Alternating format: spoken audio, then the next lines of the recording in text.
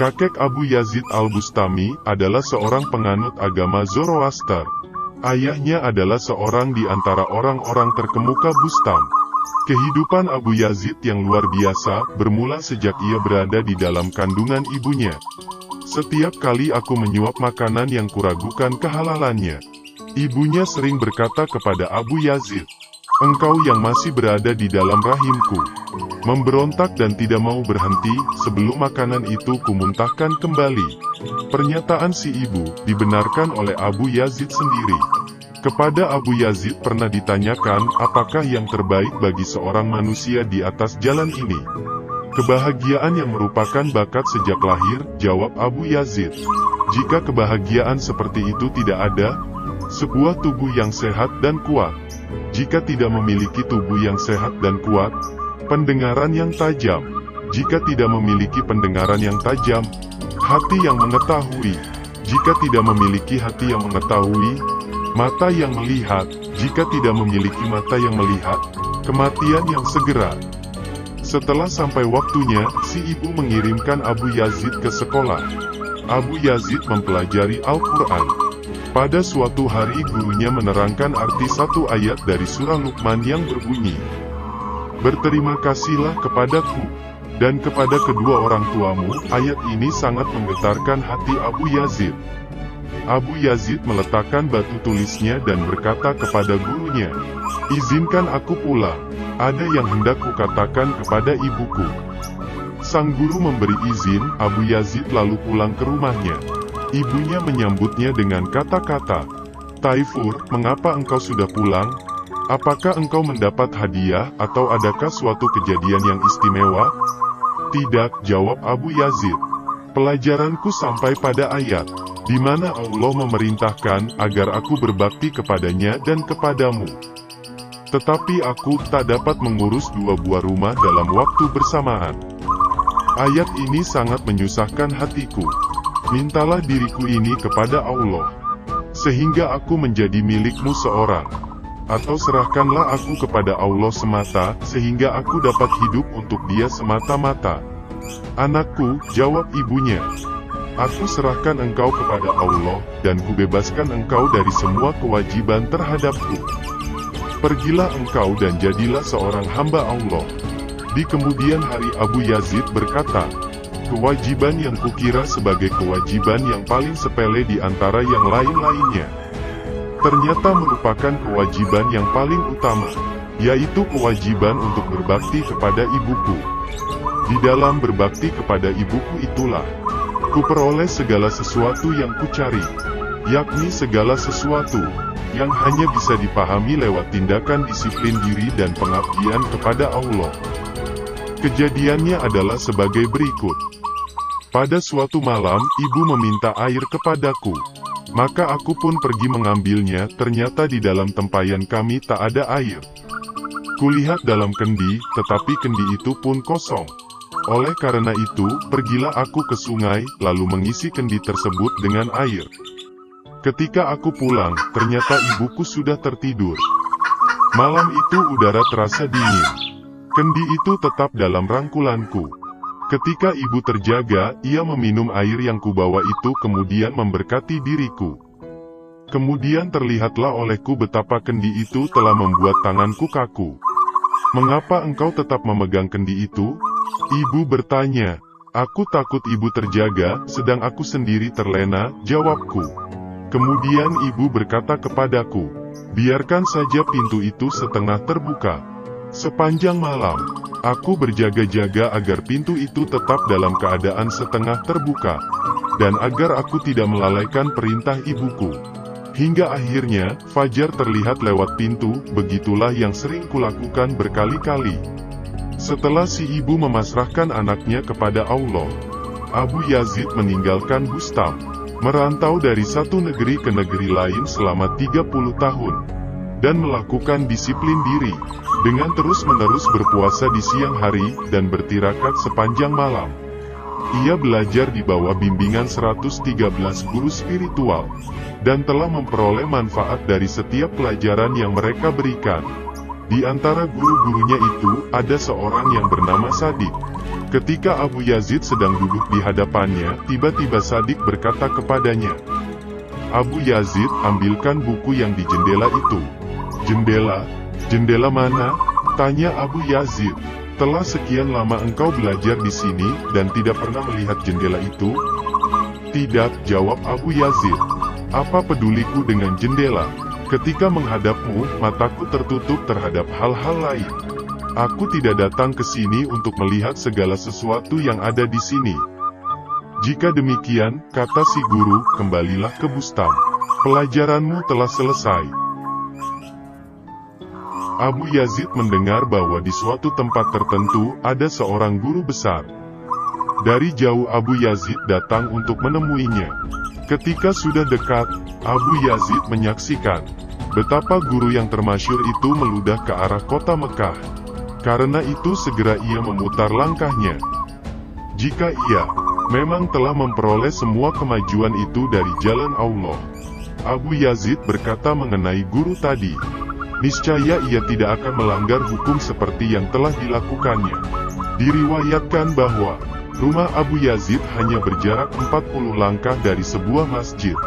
Ia tidak pernah meludah ke arah jalan, dan menghormati masjid tersebut. Perjalanan Abu Yazid menuju Ka'bah memakan waktu 12 tahun penuh. Hal ini karena setiap kali ia bersua dengan seorang pengkhotbah yang memberikan pengajaran di dalam perjalanan itu, Abu Yazid segera membentangkan sajadahnya dan melakukan salat sunat 2 rakaat. Mengenai hal ini, Abu Yazid mengatakan Ka'bah bukanlah seperti serambi istana raja, tetapi suatu tempat yang dapat dikunjungi orang setiap saat. Akhirnya sampailah ia ke Ka'bah, tetapi ia tak pergi ke Madinah pada tahun itu juga. Mengenai hal ini, Abu Yazid mengatakan, Ka'bah bukanlah seperti serambi istana raja, tetapi suatu tempat yang dapat dikunjungi orang setiap saat. Akhirnya sampailah ia ke Ka'bah, tetapi ia tak pergi ke Madinah pada tahun itu juga. Tidaklah pantas kunjungan ke Madinah, hanya sebab pelengkap saja, Abu Yazid menjelaskan. Saya akan mengenakan pakaian haji yang berbeda untuk mengunjungi Madinah. Tahun berikutnya, sekali lagi ia menunaikan ibadah haji. Ia mengenakan pakaian yang berbeda untuk setiap tahap perjalanannya sejak mulai menempuh padang pasir di sebuah kota. Dalam perjalanan tersebut, suatu rombongan besar telah menjadi muridnya, dan ketika ia meninggalkan tanah suci, banyak orang yang mengikutinya. Siapakah orang-orang ini? Ia bertanya sambil melihat ke belakang. Mereka ingin berjalan bersamamu. Terdengar sebuah jawaban. Ya Allah, Abu Yazid bermohon, janganlah engkau tutup penglihatan hamba-hambamu karenaku, untuk menghilangkan kecintaan mereka kepada dirinya, dan agar dirinya tidak menjadi penghalang bagi mereka. Maka setelah selesai melakukan salat subuh, Abu Yazid berseru kepada mereka, sesungguhnya aku adalah Tuhan, tiada Tuhan selain aku, dan karena itu sembahlah aku. Abu Yazid sudah gila, seru mereka, kemudian meninggalkannya. Abu Yazid meneruskan perjalanannya. Di tengah perjalanan ia menemukan sebuah tengkorak manusia yang bertuliskan, tuli, bisu, buta. Mereka tidak memahami. Sambil menangis Abu Yazid memungut tengkorak itu lalu menciuminya. Tampaknya ini adalah kepala seorang sufi, gumamnya, yang menjadi lebur di dalam Allah. Ia tidak lagi mempunyai telinga untuk mendengar suara abadi, tidak lagi mempunyai mata untuk memandang keindahan abadi, tidak lagi mempunyai lidah untuk memuji kebesaran Allah, dan tidak lagi mempunyai akal walaupun untuk merenungi secuil pengetahuan Allah yang sejati. Tulisan ini adalah mengenai dirinya. Suatu hari Abu Yazid melakukan perjalanan. Ia membawa seekor unta sebagai tunggangan, dan pemikul perbekalannya. Binatang yang malang, betapa berat beban yang engkau tanggung. Sungguh kejam. Seseorang berseru. Setelah mendengar suara ini berulang kali, akhirnya Abu Yazid menjawab, wahai anak muda, sebenarnya bukan unta ini yang memikul beban. Kemudian si pemuda meneliti apakah beban itu benar-benar berada di atas punggung unta tersebut. Barulah ia percaya. Setelah melihat beban itu mengambang 1 jengkal di atas punggung unta, dan binatang itu sedikit pun tidak memikul beban tersebut. Maha besar Allah, benar-benar menakjubkan, seru si pemuda. Jika kusembunyikan kenyataan-kenyataan yang sebenarnya mengenai diriku, engkau akan melontarkan celaan kepadaku, kata Abu Yazid kepadanya. Tetapi jika kujelaskan kenyataan-kenyataan itu kepadamu, engkau tidak dapat memahaminya. Lalu bagaimana seharusnya sikapku kepadamu? Setelah Abu Yazid mengunjungi kota Madinah, datang sebuah perintah yang menyuruhnya pulang untuk merawat ibunya. Ditemani serombongan orang, ia pun berangkat menuju Bustam. Berita kedatangan Abu Yazid tersebar di kota Bustam, dan para penduduk kota datang untuk menyongsongnya. Pasti Abu Yazid akan sibuk melayani mereka, dan membuat ia akan terhalang untuk menyegerakan perintah Allah itu. Oleh karena itu, ketika penduduk kota telah hampir sampai, dari lengan bajunya ia mengeluarkan sepotong roti. Sedang saat itu adalah bulan Ramadan, tetapi dengan tenang Abu Yazid memakan roti tersebut. Begitu penduduk Bustam menyaksikan perbuatan Abu Yazid, mereka lalu berpaling darinya. Tidakkah kalian saksikan, kata Abu Yazid kepada sahabat-sahabatnya, betapa aku mematuhi sebuah perintah dari hukum suci, tapi semua orang berpaling dariku. Dengan sabar Abu Yazid menunggu sampai malam tiba. Tengah malam barulah ia memasuki kota Bustam. Ketika sampai di depan rumah ibunya, untuk beberapa lama ia berdiri mendengarkan ibunya yang sedang bersuci lalu salat. Ya Allah, peliharalah dia yang terbuang. Terdengar doa ibunya. Cenderungkanlah hati para syekh kepada dirinya, dan berikanlah petunjuk kepadanya untuk melakukan hal-hal yang baik. Mendengar doa ibunya itu Abu Yazid menangis. Kemudian ia mengetuk pintu. Siapakah itu? Tanya ibunya dari dalam. Anakmu yang terbuang, sahut Abu Yazid. Dengan menangis, si ibu membukakan pintu. Ternyata penglihatan ibunya sudah kabur. Taifur, si ibu berkata kepada puteranya, tahukah engkau mengapa mataku menjadi kabur seperti ini? Karena aku telah sedemikian banyaknya meneteskan air mata sejak berpisah denganmu. Dan punggungku telah bongkok karena beban duka yang kutanggungkan itu.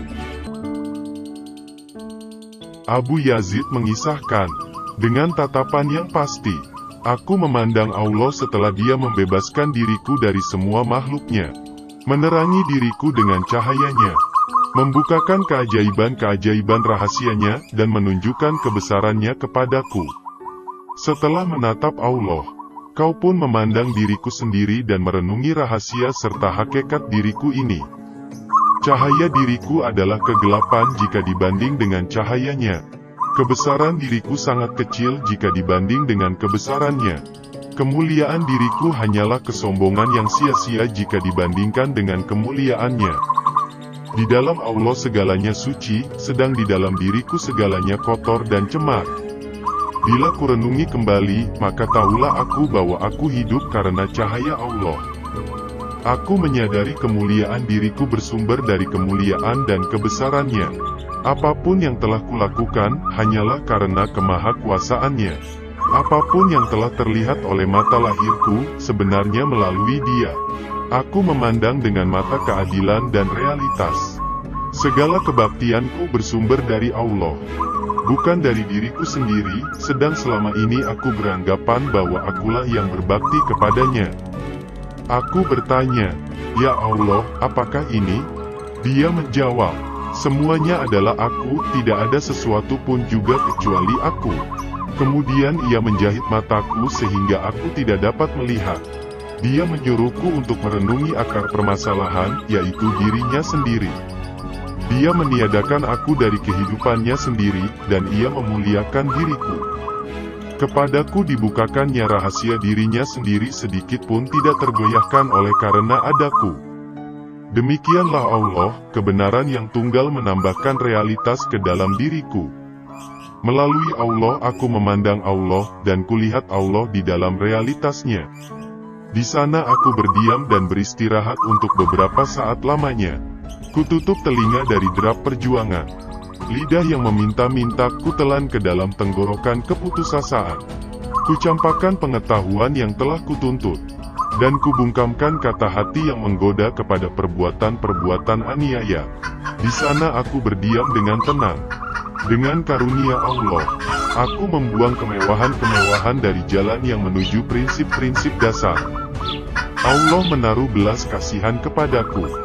Ia memberkahiku dengan pengetahuan abadi, dan menanam lidah kebajikannya ke dalam tenggorokanku. Untukku diciptakannya sebuah mata dari cahayanya, semua makhluk kulihat melalui dia. Dengan lidah kebajikan itu, aku berkata-kata kepada Allah, dengan pengetahuan Allah ku peroleh sebuah pengetahuan. Dan dengan cahaya Allah aku menatap kepadanya. Allah berkata kepadaku, wahai engkau yang tak memiliki sesuatu pun jua namun telah memperoleh segalanya. Yang tak memiliki perbekalan namun telah mempunyai kekayaan. Ya Allah, jawabku. Jangan biarkan diriku terperdaya oleh semua itu. Jangan biarkan aku puas dengan diriku sendiri tanpa mendambakan dirimu. Adalah lebih baik jika engkau menjadi milikku tanpa aku, daripada aku menjadi milikku sendiri tanpa engkau. Lebih baik jika aku berkata-kata kepadamu melalui engkau, daripada aku berkata-kata kepada diriku sendiri tanpa engkau. Allah berkata, oleh karena itu, perhatikanlah hukumku dan janganlah engkau melanggar perintah serta laranganku, agar kami berterima kasih akan segala jerih payahmu. Aku telah membuktikan imanku kepadamu, dan aku benar-benar yakin bahwa sesungguhnya engkau lebih pantas untuk berterima kasih kepada dirimu sendiri, daripada kepada hambamu. Bahkan seandainya engkau mengutuk diriku ini, engkau bebas dari segala perbuatan aniaya. Dari siapakah engkau belajar? Tanya Allah. Ia yang bertanya lebih tahu dari ia yang ditanya, jawabku. Karena ia adalah yang dihasratkan dan yang menghasratkan, yang dijawab dan yang menjawab. Setelah ia menyaksikan kesucian hatiku yang terdalam, aku mendengar seruan puas dari Allah. Dia mencap diriku dengan cap kepuasannya. Dia menerangi diriku, menyelamatkanku dari kegelapan hawa nafsu dan kecemaran jasmani. Aku tahu bahwa melalui dialah aku hidup, dan karena kelimpahannya lah aku bisa menghamparkan permadani kebahagiaan di dalam hatiku. Mintalah kepadaku segala sesuatu yang engkau kehendaki, kata Allah. Engkaulah yang kuinginkan, jawabku, karena engkau lebih dari kelimpahan, lebih dari kemurahan, dan melalui engkau telah kudapatkan kepuasan di dalam engkau. Karena engkau adalah milikku, telah kugulung catatan-catatan kelimpahan dan kemurahan. Jangan engkau jauhkan aku dari dirimu, dan janganlah engkau berikan kepadaku sesuatu yang lebih rendah daripada engkau. Beberapa lama dia tak menjawab. Kemudian sambil meletakkan mahkota kemurahan hati ke atas kepalaku, berkatalah dia, kebenaranlah yang engkau ucapkan dan realitas yang engkau cari. Karena itu engkau menyaksikan dan mendengarkan kebenaran. Jika aku telah melihat, kataku pula, melalui engkaulah aku melihat, dan jika aku telah mendengar, melalui engkaulah aku mendengar. Setelah engkau, barulah aku mendengar. Kemudian kuucapkan berbagai pujian kepadanya. Karena itu ia hadiahkan kepadaku sayap keagungan, sehingga aku dapat melayang-layang memandangi alam kebesarannya, dan hal-hal menakjubkan dari ciptaannya. Karena mengetahui kelemahanku dan apa-apa yang kubutuhkan, maka ia menguatkan diriku dengan kekuatannya sendiri, dan mendandani diriku dengan perhiasan-perhiasannya sendiri. Ia menaruh mahkota kemurahan hati ke atas kepalaku, dan membuka pintu istana keleburan untukku. Setelah ia melihat betapa sifat-sifatku lebur ke dalam sifat-sifatnya, dihadiahkannya kepadaku dalam wujudnya sendiri, maka terciptalah keleburan dan punahlah perpisahan. Kepuasan kami adalah kepuasanmu, katanya, dan kepuasanmu adalah kepuasan kami. Ucapan-ucapanmu tak mengandung kecemaran, dan tak seorang pun akan menghukummu karena keakuanmu. Kemudian dia menyuruhku untuk merasakan hujaman rasa cemburu, dan setelah itu ia menghidupkan aku kembali. Dari dalam api pengujian itu, aku keluar dalam keadaan suci bersih. Kemudian dia bertanya, "Siapakah yang memiliki kerajaan ini?" "Engkau," jawabku. "Siapakah yang memiliki kekuasaan?" "Engkau," jawabku. "Siapakah yang memiliki kehendak?" "Engkau," jawabku. Karena jawaban-jawabanku itu persis seperti yang didengarkan pada awal penciptaan, maka ditunjukkannya kepadaku betapa jika bukan karena belas kasih-Nya, alam semesta tidak akan pernah tenang. Dan jika bukan karena cintanya, segala sesuatu telah dibinasakan oleh kemahaperkasaannya. Dia memandangku dengan mata yang maha melihat melalui medium yang maha memaksa. Dan segala sesuatu mengenai diriku sirna tak terlihat. Di dalam kemabukan itu setiap lembahku terjuni. Kulumatkan tubuhku ke dalam setiap wadah gejolak api cemburu. Kupacu kuda pemburuan di dalam hutan belantara yang luas. Kutemukan bahwa tidak ada yang lebih baik daripada kepapaan. Dan tidak ada yang lebih baik daripada ketidakberdayaan. Tiada pelita yang lebih terang daripada keheningan. Dan tiada kata-kata yang lebih merdu daripada kebisuan. Aku menghuni istana keheningan. Aku mengenakan pakaian ketabahan, sehingga segala masalah terlihat sampai ke akar-akarnya. Dia melihat betapa jasmani dan rohaniku bersih dari kilasan hawa nafsu. Kemudian dibukakannya pintu kedamaian di dalam dadaku yang kelam. Dan diberikannya kepadaku lidah keselamatan dan ketauhidan. Kini telah kumiliki sebuah lidah rahmat nan abadi. Sebuah hati yang memancarkan nur ilahi, dan mata yang telah ditempa oleh tangannya sendiri. Karena dialah aku berbicara dan dengan kekuasaannya lah aku memegang.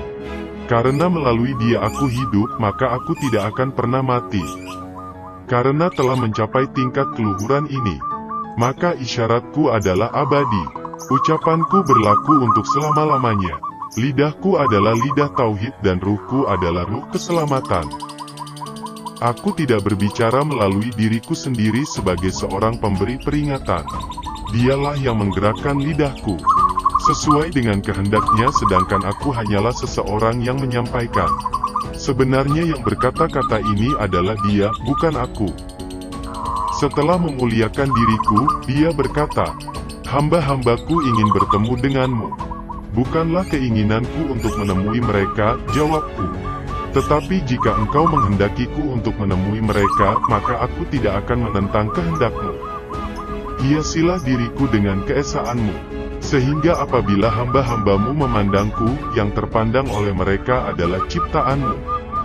Dan mereka akan melihat Sang Pencipta semata-mata, bukan diriku ini. Keinginanku ini dikabulkannya. Ditaruhnya mahkota kemurahan hati ke atas kepalaku dan Ia membantuku mengalahkan jasmaniku." Setelah itu dia berkata, "Temuilah hamba-hambaku itu." Aku pun berjalan selangkah menjauhi hadiratnya. Tetapi pada langkah yang kedua aku jatuh terjerumus. Terdengarlah olehku seruan, "Bawalah kembali kekasihku kemari. Ia tidak dapat hidup tanpa aku." Dan tidak ada satu jalan pun yang diketahuinya kecuali jalan yang menuju aku. Setelah aku mencapai taraf peleburan ke dalam keesaan, itulah saat pertama aku menatap Yang Esa. Bertahun-tahun lamanya aku mengelana di dalam lembah yang berada di kaki bukit pemahaman. Akhirnya aku menjadi seekor burung dengan tubuh yang berasal dari keesaan, dan dengan sayap keabadian. Setelah terlepas dari segala sesuatu yang diciptakannya, aku pun berkata, "Aku telah sampai kepada Sang Pencipta." Kemudian kutengadahkan kepalaku dari lembah kemuliaan. Dahagaku kupuaskan seperti yang tak pernah terulang di sepanjang zaman. Kemudian selama 30.000 tahun, aku terbang di dalam keleburannya yang luas. 30.000 tahun di dalam kemuliaannya. Dan selama 30.000 tahun di dalam keesaannya. Setelah berakhir masa 90.000 tahun, terlihatlah olehku Abu Yazid, dan segala yang terpandang olehku adalah aku sendiri. Kemudian aku jelajahi 4.000 padang belantara. Ketika sampai ke akhir penjelajahan itu, terlihatlah olehku bahwa aku masih berada pada tahap awal kenabian. Maka kulanjutkan pula pengembaraan yang tak berkesudahan itu untuk beberapa lama. Aku katakan, tidak ada seorang manusia pun yang pernah mencapai kemuliaan yang lebih tinggi daripada yang telah kucapai ini. Tidak mungkin ada tingkatan yang lebih tinggi daripada ini. Tetapi ketika ku tajamkan pandangan, ternyata kepalaku masih berada di tapak kaki seorang nabi. Maka sadarlah aku bahwa tingkat terakhir yang dapat dicapai oleh manusia-manusia suci hanyalah sebagai tingkatan awal dari kenabian. Mengenai tingkat terakhir dari kenabian tidak dapat kubayangkan. Kemudian ruhku menembus segala penjuru di dalam kerajaan Allah. Surga dan neraka ditunjukkan kepada ruhku itu, tetapi ia tidak peduli. Apakah yang dapat menghadang dan membuatnya peduli? Semua sukma yang bukan nabi yang ditemuinya tidak diperdulikannya. Ketika ruhku mencapai sukma manusia kesayangan Allah Nabi Muhammad, terlihatlah olehku 100.000 lautan api yang tiada bertepi, dan 1000 tirai cahaya.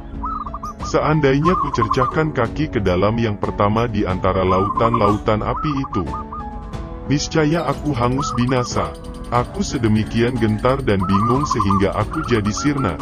Tetapi betapapun besar keinginanku, aku tidak berani memandang tiang perkemahan Muhammad Rasulullah. Walaupun aku telah berjumpa dengan Allah, tetapi aku tidak berani berjumpa dengan Muhammad. Kemudian Abu Yazid berkata, "Ya Allah, segala sesuatu yang telah terlihat olehku adalah aku sendiri. Bagiku tiada jalan yang menuju kepadamu selama aku ini masih ada. Aku tidak dapat menembus keakuan ini. Apakah yang harus kulakukan?"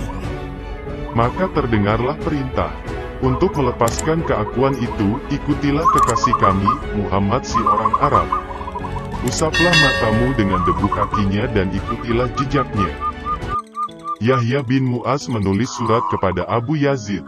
Apakah katamu mengenai seseorang yang telah mereguk secawan Arab dan menjadi mabuk tiada henti-hentinya?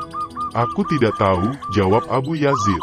Yang ku ketahui hanyalah bahwa di sini ada seseorang yang sehari semalam telah mereguk isi samudra luas yang tiada bertepi, namun masih merasa haus dan dahaga. Yahya bin Mu'az menyurati lagi, ada sebuah rahasia yang hendak kukatakan kepadamu. Tetapi tempat pertemuan kita adalah di dalam surga. Di sana, di bawah naungan pohon tuba, akan kukatakan rahasia itu kepadamu. Bersamaan surat itu, dia kirimkan sepotong roti dengan pesan, Syekh harus memakan roti ini, karena aku telah membuatnya dari air Zam-Zam.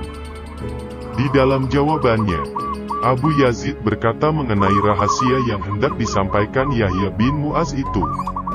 Mengenai tempat pertemuan yang engkau katakan, dengan hanya mengingatnya, pada saat ini juga aku dapat menikmati surga dan pohon tuba. Tetapi roti yang engkau kirimkan itu tidak dapat kunikmati. Engkau memang mengatakan air apa yang telah engkau pergunakan, tetapi engkau tidak mengatakan bibit gandum apa yang telah engkau taburkan.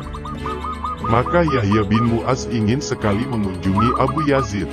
Ia datang pada waktu salat Isya. Yahya bin Mu'az berkisah sebagai berikut. Aku tidak mau mengganggu Syekh Abu Yazid, tetapi aku pun tidak dapat bersabar hingga pagi. Maka pergilah aku ke suatu tempat di padang pasir, di mana aku dapat menemuinya pada saat itu, seperti yang dikatakan orang-orang kepadaku. Sesampainya di tempat itu, terlihat olehku Abu Yazid sedang salat Isya. Kemudian ia berdiri di atas jari-jari kakinya sampai keesokan harinya. Aku tegak terpana menyaksikan hal ini. Sepanjang malam ku dengar Abu Yazid berdoa. Ketika fajar tiba, ku dengar Abu Yazid berkata di dalam doanya, aku berlindung kepadamu dari segala hasratku untuk menerima kehormatan-kehormatan ini. Setelah sadar, Yahya mengucapkan salam kepada Abu Yazid dan bertanya apakah yang telah dialaminya pada malam tadi. Abu Yazid menjawab, lebih dari 20 kehormatan telah ditawarkan kepadaku, tetapi tak satu pun yang kuinginkan, karena semuanya adalah kehormatan-kehormatan yang membutakan mata. Guru, mengapakah engkau tidak meminta pengetahuan mistik? Karena bukankah dia raja di antara sekalian raja dan pernah berkata, mintalah kepadaku segala sesuatu yang engkau kehendaki? Yahya bertanya, Diamlah, sela Abu Yazid. Aku cemburu kepada diriku sendiri yang telah mengenalnya. Karena aku ingin tiada sesuatu pun kecuali dia yang mengenal dirinya. Mengenai pengetahuannya apakah peduliku? Sesungguhnya seperti itulah kehendaknya. Yahya, hanya dia, dan bukan siapa-siapa yang akan mengenal dirinya. Demi keagungan Allah, Yahya bermohon, berikanlah kepadaku sebagian dari karunia-karunia yang telah ditawarkan kepadamu malam tadi. Seandainya engkau memperoleh kemuliaan Adam, kesucian Jibril, kelapangan hati Ibrahim, kedambaan Musa kepada Allah, kekudusan Isa, dan kecintaan Muhammad, niscaya engkau masih merasa belum puas. Engkau akan mengharapkan hal-hal lain yang melampaui segala sesuatu, jawab Abu Yazid. Tetaplah merenung yang maha tinggi dan jangan rendahkan pandanganmu. Karena apabila engkau merendahkan pandanganmu kepada sesuatu hal, maka hal itu yang akan membutakan matamu. Ada seorang pertapa di antara tokoh-tokoh suci terkenal di Bustam. Ia mempunyai banyak pengikut dan pengagum. Tetapi ia sendiri senantiasa mengikuti pelajaran-pelajaran yang diberikan oleh Abu Yazid. Dengan tekun, ia mendengarkan ceramah-ceramah Abu Yazid dan duduk bersama sahabat-sahabat beliau. Pada suatu hari berkatalah ia kepada Abu Yazid, "Pada hari ini, genaplah 30 tahun lamanya aku berpuasa dan memanjatkan doa sepanjang malam. Sehingga aku tidak pernah tidur. Namun pengetahuan yang engkau sampaikan ini, belum pernah menyentuh hatiku. Walau demikian, aku percaya kepada pengetahuan itu, dan senang mendengarkan ceramah-ceramahmu. Walaupun engkau berpuasa siang malam selama 300 tahun, sedikit pun dari ceramah-ceramahku ini tidak akan dapat engkau hayati." "Mengapakah demikian?" tanya si murid. "Karena matamu tertutup oleh dirimu sendiri," jawab Abu Yazid. "Apakah yang harus kulakukan?" tanya si murid pula. "Jika kukatakan, pasti engkau tidak mau menerimanya. Akan ku terima. Katakanlah kepadaku agar kulakukan seperti yang engkau petuahkan." "Baiklah," jawab Abu Yazid. "Sekarang ini juga cukurlah janggut dan rambutmu. Tanggalkan pakaian yang sedang engkau kenakan ini, dan gantilah dengan cawat yang terbuat dari bulu domba. Gantungkan sebungkus kacang di lehermu, kemudian pergilah ke tempat ramai. Kumpulkan anak-anak sebanyak mungkin dan katakan kepada mereka, akan kuberikan sebutir kacang kepada setiap orang yang menamparkan kepalaku.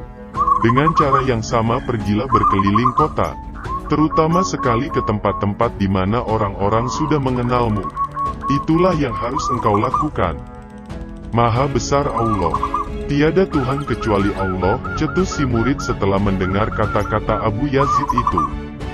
"Jika seorang kafir mengucapkan kata-kata itu niscaya ia menjadi seorang muslim," kata Abu Yazid.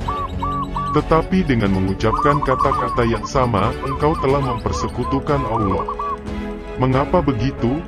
tanya si murid.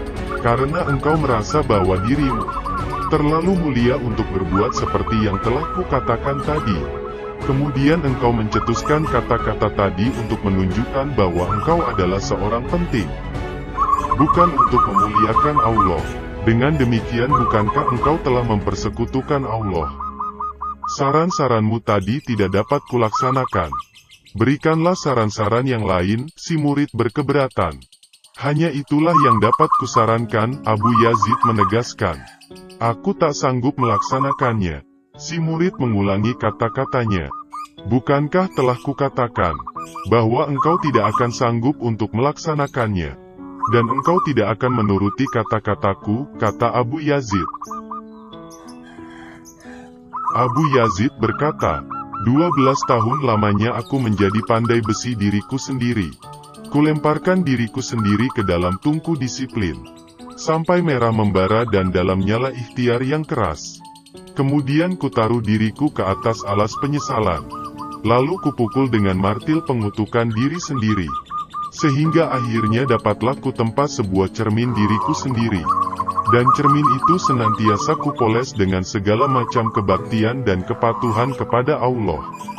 Setelah itu, Setahun lamanya aku menatapi bayanganku sendiri di dalam cermin itu. Dan terlihatlah olehku betapa di pinggangku melilit sabuk kesesatan, kegenitan dan pemujaan diri sendiri yang hanya dimiliki oleh orang-orang kafir. Hal itu adalah karena aku membanggakan kepatuhan-kepatuhanku itu, dan memuji perbuatan-perbuatanku tersebut. 5 tahun lamanya aku bersusah payah, sehingga sabuk itu terlepas dari pinggangku, dan jadilah aku seorang muslim yang baru. Aku memandang semua hamba Allah, dan tampaklah olehku bahwa mereka semua mati. 4 kali kuucapkan Allahu Akbar di atas jasad-jasad mereka. Dan setelah dengan pertolongan Allah aku menguburkan mereka tanpa menyeret-nyeret tubuh mereka. Berjumpalah aku dengan Allah. Setiap kali Abu Yazid tiba di depan masjid, sesaat lamanya ia akan berdiri terpaku dan menangis. "Mengapa engkau selalu berlaku demikian?" tanya seseorang kepadanya. "Aku merasa diriku sebagai seorang wanita yang sedang haid. Aku merasa malu untuk masuk dan mengotori masjid," jawabnya.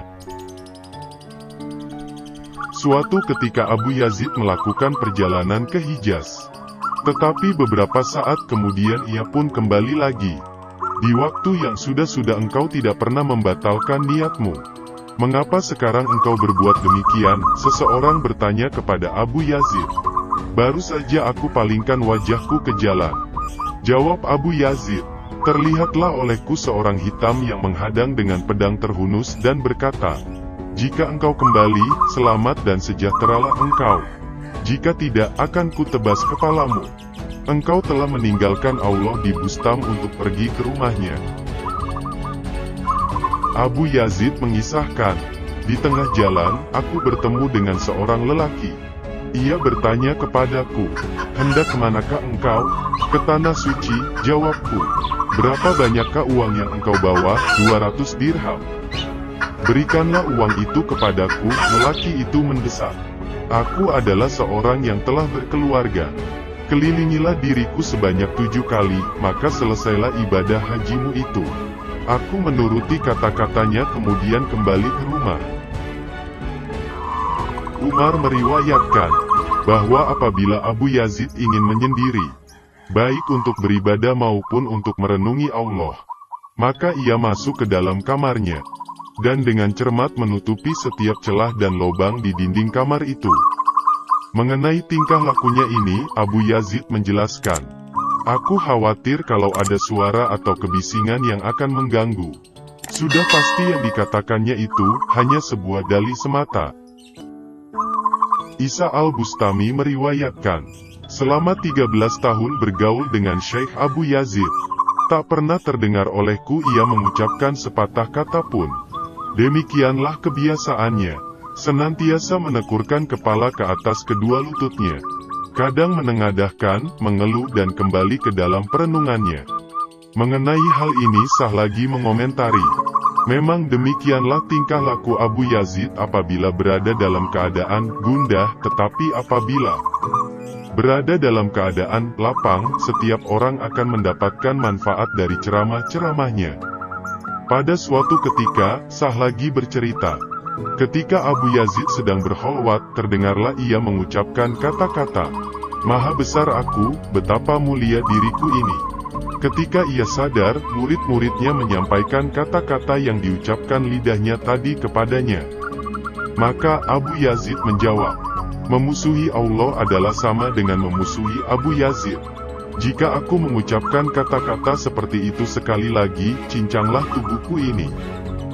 Kemudian kepada setiap muridnya diberikannya sebuah pisau dengan pesan, "Jika kata-kata tadi kuucapkan lagi, bunuhlah aku dengan pisau ini." Tetapi untuk kedua kalinya ternyata Abu Yazid mengucapkan kata-kata yang sama.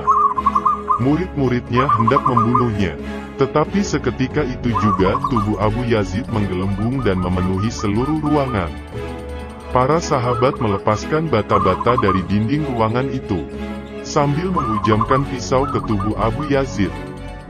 Tetapi pisau-pisau itu bagai menikam air, dan pukulan-pukulan mereka sama sekali tidak berakibat apa-apa. Beberapa saat kemudian, Tubuh yang menggelembung tadi menciut kembali. Dan terlihatlah Abu Yazid yang bertubuh kecil seperti seekor burung pipit, sedang duduk di sajadah. Sahabat-sahabatnya menghampirinya dan mengatakan apa yang telah terjadi. Abu Yazid berkata, "Yang kalian saksikan sekarang inilah Abu Yazid, yang tadi bukan Abu Yazid." Suatu ketika Abu Yazid memegang sebuah apel merah di tangannya dan memandanginya. "Satu buah apel yang indah," kata Abu Yazid. Di saat itu juga sebuah suara berkata di dalam batinnya, "Abu Yazid, tidakkah engkau mempunyai malu untuk memberikan namaku kepada sebuah apel?" Maka 40 hari lamanya lupalah Abu Yazid akan segala sesuatu kecuali nama Allah.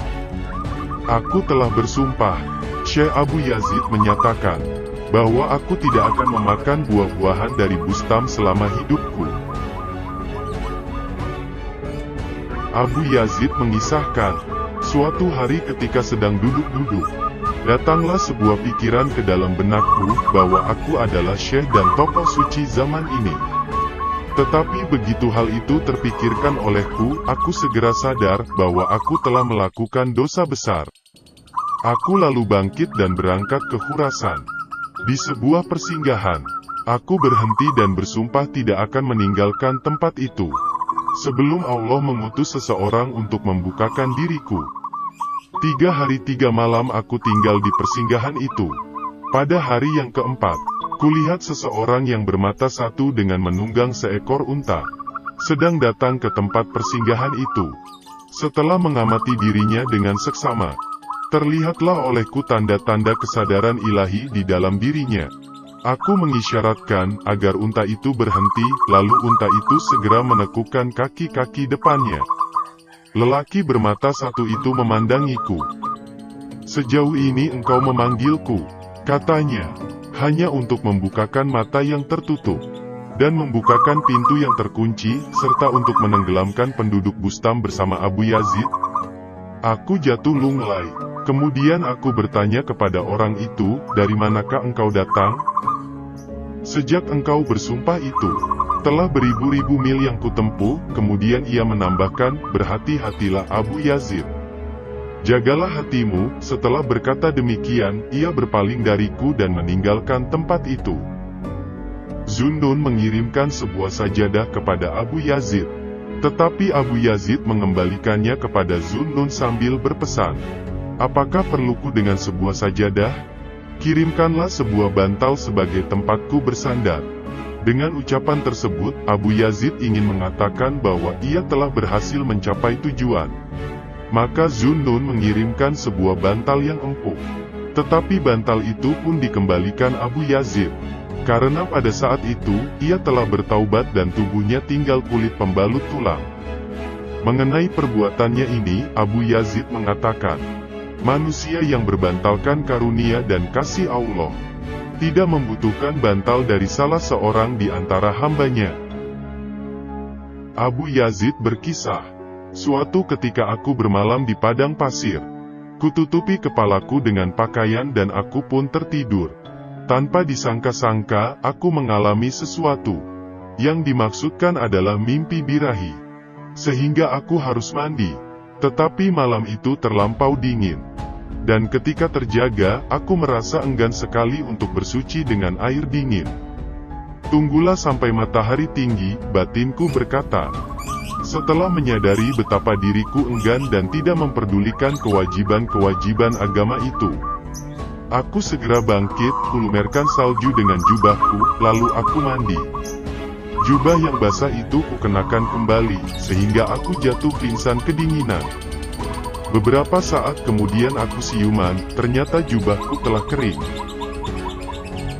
Abu Yazid sering berjalan-jalan dalam sebuah pekuburan.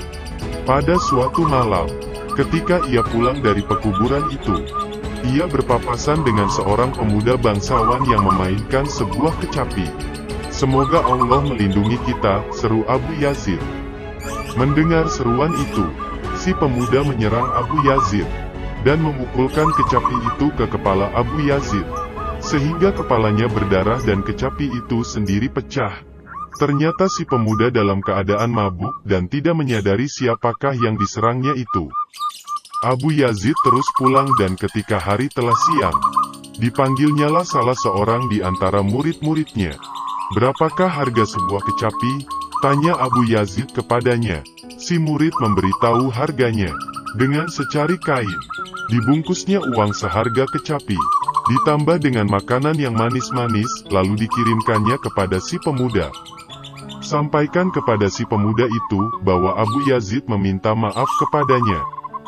Katakan kepadanya bahwa tadi malam ia menyerang Abu Yazid dengan kecapinya, sehingga kecapi itu pecah. Sebagai gantinya, terimalah uang ini dan belilah kecapi yang baru. Sedangkan makanan-makanan yang manis ini adalah untuk menawarkan kedukaan hatimu, karena kecapi milikmu itu telah pecah." Ketika si pemuda bangsawan itu menyadari perbuatan yang telah dilakukannya, ia pun mendatangi Abu Yazid untuk memohon maaf. Ia bertaubat, begitu pula banyak pemuda-pemuda lain yang menyertainya. Suatu hari, Abu Yazid berjalan-jalan dengan beberapa orang muridnya. Jalan yang sedang mereka lalui sempit dan dari arah yang berlawanan datanglah seekor anjing. Abu Yazid menyingkir ke pinggir untuk memberi jalan kepada binatang itu.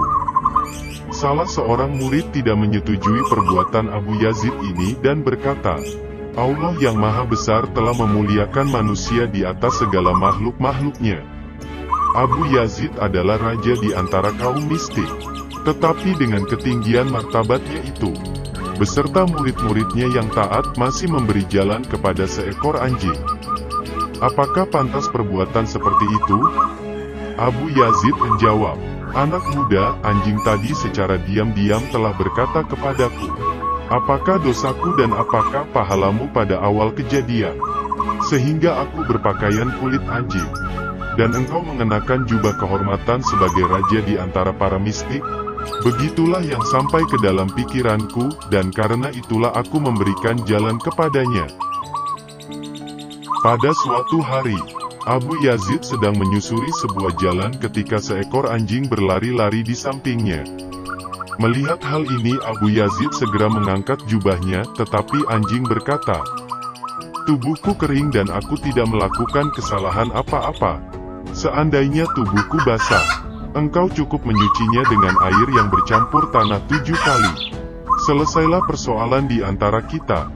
Tetapi apabila engkau menyingsingkan jubah sebagai seorang Parsi, dirimu tidak akan menjadi bersih walau engkau membasuhnya dalam 7 samudera." Abu Yazid menjawab, "Engkau kotor secara lahiriah tetapi aku kotor secara batiniah. Marilah kita bersama-sama berusaha agar kita berdua menjadi bersih." Tetapi si anjing menyahut, "Engkau tidak pantas untuk berjalan bersama-sama dengan diriku dan menjadi sahabatku.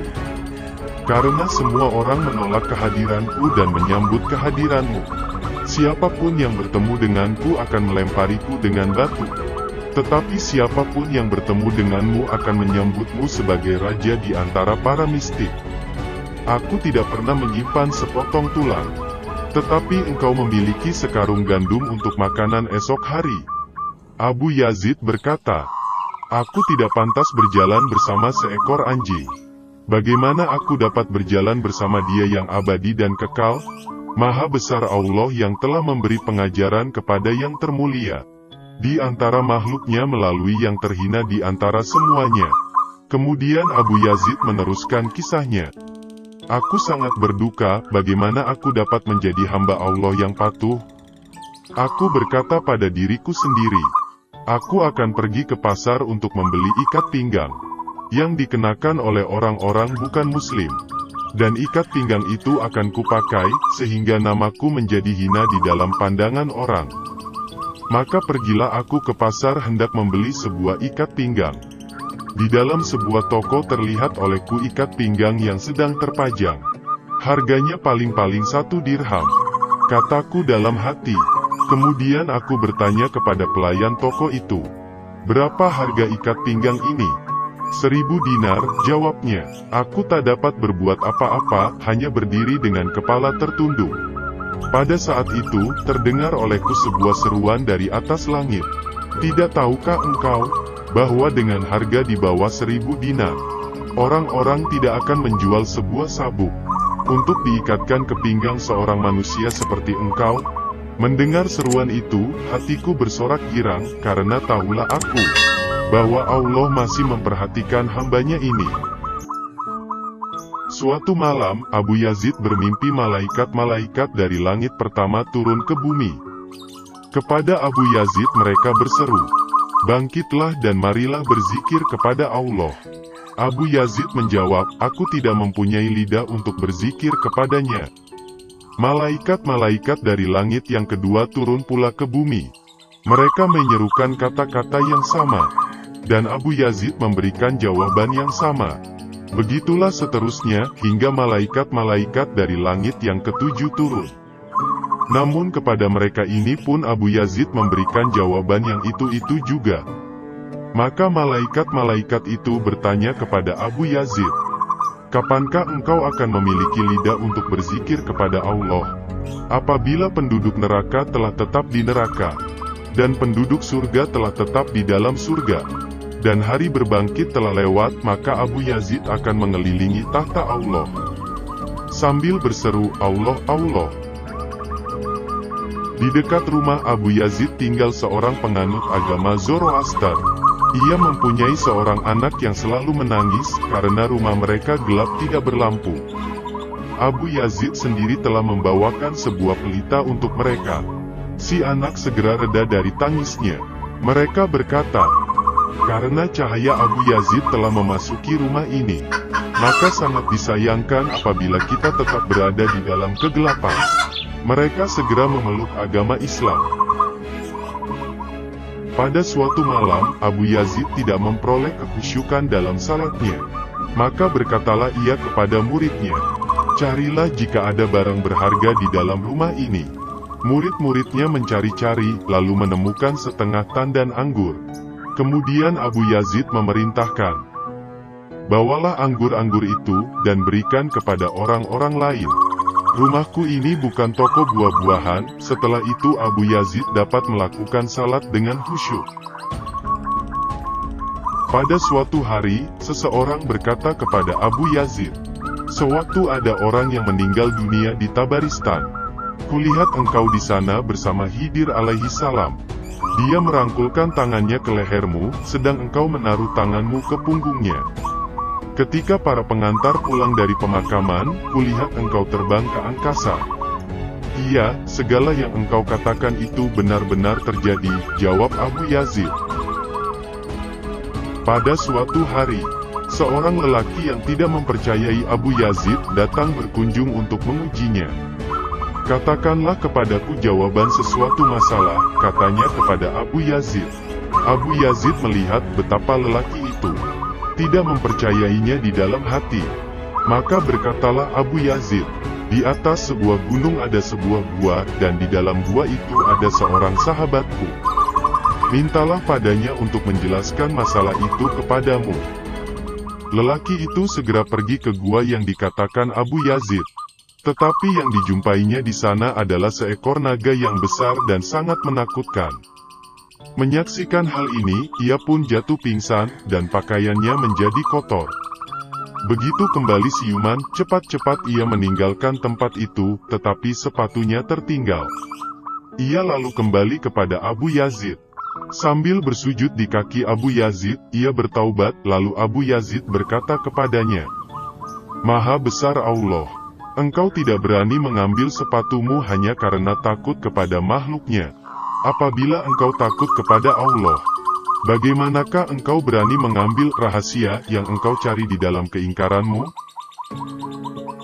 Pada suatu hari, seorang lelaki datang dan menanyai Abu Yazid tentang hal rasa malu. Abu Yazid memberikan jawaban, dan seketika itu juga orang tersebut berubah menjadi air. Sesaat kemudian, masuk pula seorang lelaki. Setelah melihat genangan air itu, ia bertanya kepada Abu Yazid, "Guru, apakah itu?" Abu Yazid menjawab, "Seorang lelaki masuk lalu bertanya tentang rasa malu. Aku memberikan jawaban. Mendengar penjelasanku itu, Ia tidak dapat menahan dirinya, dan karena sangat malu, tubuhnya berubah menjadi air. Hatim Tuli berkata kepada murid-muridnya, "Barang siapa di antara kamu yang tidak memohon ampunan bagi penduduk neraka di hari berbangkit nanti, ia bukan muridku." Perkataan Hatim ini disampaikan orang kepada Abu Yazid. Kemudian Abu Yazid menambahkan, "Barang siapa yang berdiri di tebing neraka dan menangkap setiap orang yang dijerumuskan ke dalam neraka, kemudian mengantarkannya ke surga, lalu kembali ke neraka sebagai pengganti mereka, maka ia adalah muridku."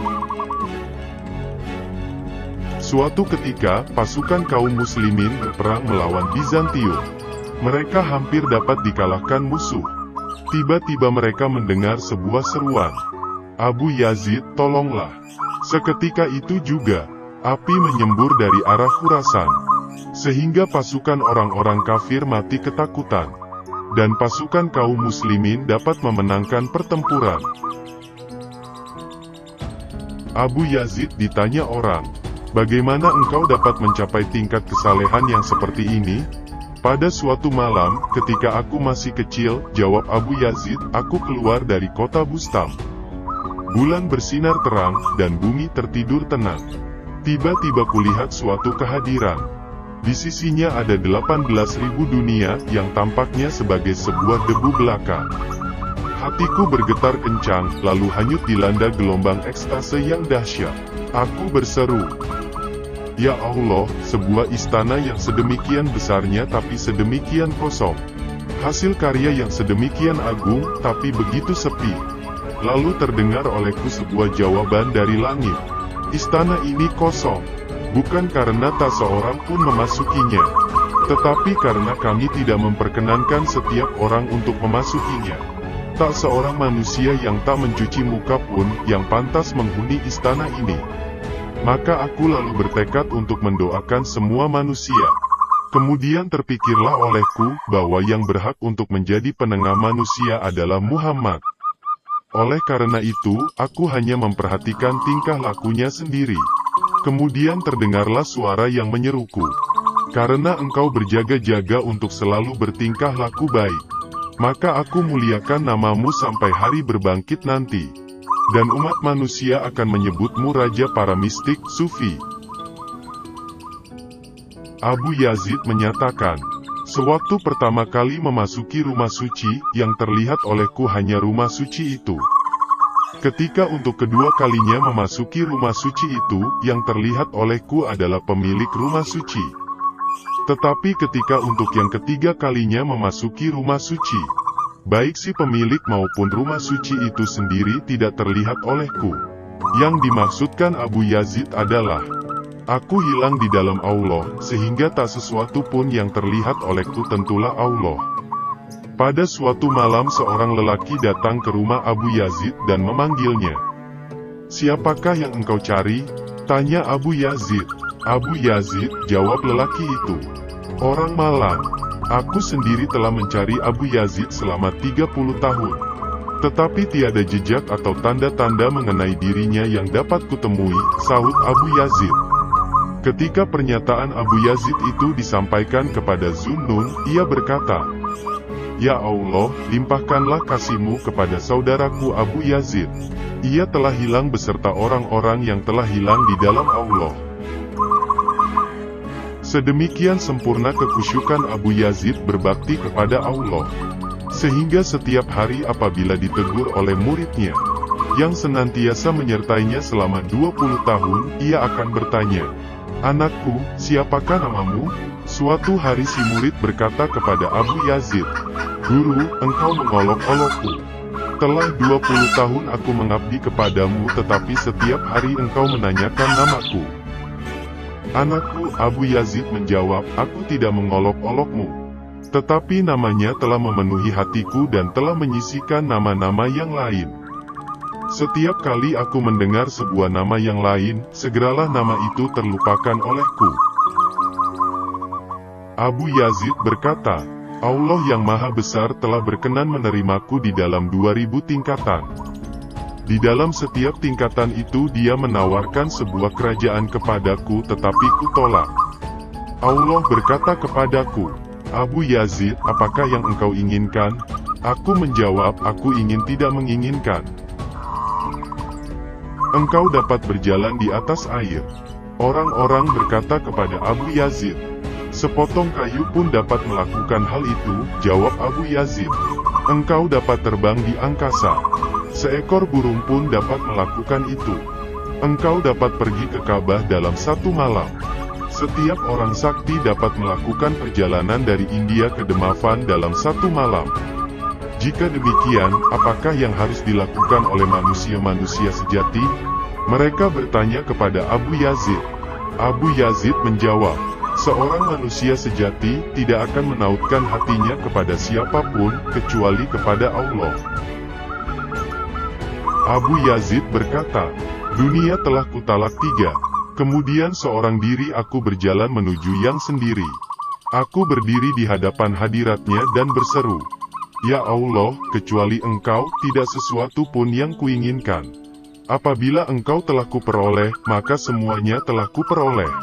Setelah Allah mengetahui ketulusan hatiku itu, maka karunia pertama yang diberikannya kepadaku adalah membukakan selubung keakuan dari depan mataku. Apa yang dimaksud dengan tahta Allah? Seseorang bertanya kepada Abu Yazid. Tahta itu adalah aku, jawab Abu Yazid. Apakah yang dimaksud dengan ganjalan kaki Allah? Ganjalan kaki itu adalah aku. Apakah yang dimaksud dengan luh? Tanda peringatan, dan pena Allah, luh dan pena itu adalah aku. Allah mempunyai hamba-hamba seperti Ibrahim, Musa dan Isa. Mereka itu adalah aku. Allah mempunyai hamba-hamba seperti Jibril, Mikail dan Israfil. Mereka itu adalah aku. Lelaki yang bertanya itu terdiam. Kemudian Abu Yazid berkata, barang siapa yang telah lebur di dalam Allah, dan telah mengetahui realitas mengenai segala sesuatu yang ada, maka segala sesuatu baginya adalah Allah. Diriwayatkan bahwa Abu Yazid telah 70 kali diterima Allah ke hadiratnya. Setiap kali kembali dari perjumpaan dengan Allah itu, Abu Yazid mengenakan sebuah ikat pinggang yang lantas diputuskannya pula. Menjelang akhir hayatnya, Abu Yazid memasuki tempat salat dan mengenakan sebuah ikat pinggang. Mantel dan topinya yang terbuat dari bulu domba itu dikenakannya secara terbalik. Kemudian ia berkata kepada Allah, ya Allah, aku tidak membanggakan disiplin dari yang telah kulaksanakan seumur hidupku. Aku tidak membanggakan salat yang telah kulakukan sepanjang malam. Aku tidak menyombongkan puasa yang telah kulakukan selama hidupku. Aku tidak menonjolkan telah berapa kali aku menamatkan Al-Quran. Aku tidak akan mengatakan pengalaman-pengalaman spiritual yang telah kualami, doa-doa yang telah kupanjatkan dan betapa akrab hubungan antara engkau dan aku. Engkau pun mengetahui bahwa aku tidak menonjolkan segala sesuatu yang telah kulakukan itu. Semua yang kukatakan ini bukanlah untuk membanggakan diri atau mengandalkannya. Semua ini kukatakan kepadamu karena aku malu atas segala perbuatanku itu. Engkau telah melimpahkan rahmatmu sehingga aku dapat mengenal diriku sendiri. Semuanya tidak berarti, anggaplah tidak pernah terjadi. Aku adalah seorang torkoman yang berusaha 70 tahun. Dengan rambut yang telah memutih di dalam kejahilan. Dari padang pasir aku datang sambil berseru-seru, tangrik-tangrik. Baru sekarang inilah aku dapat memutus ikat pinggang ini. Baru sekarang inilah aku dapat melangkah ke dalam lingkungan Islam. Baru sekarang inilah aku dapat menggerakkan lidah untuk mengucapkan syahadat. Segala sesuatu yang engkau perbuat adalah tanpa sebab. Engkau tidak menerima umat manusia karena kepatuhan mereka. Dan engkau tidak akan menolak mereka hanya karena keingkaran mereka. Segala sesuatu yang kulakukan hanyalah debu. Kepada setiap perbuatanku yang tidak berkenan kepadamu limpahkanlah ampunanmu. Basuhlah debu keingkaran dari dalam diriku.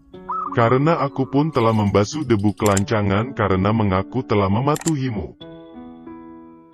Sumber kisah dari kitab Tazkiratul Auliya karangan Syekh Fariduddin Attar.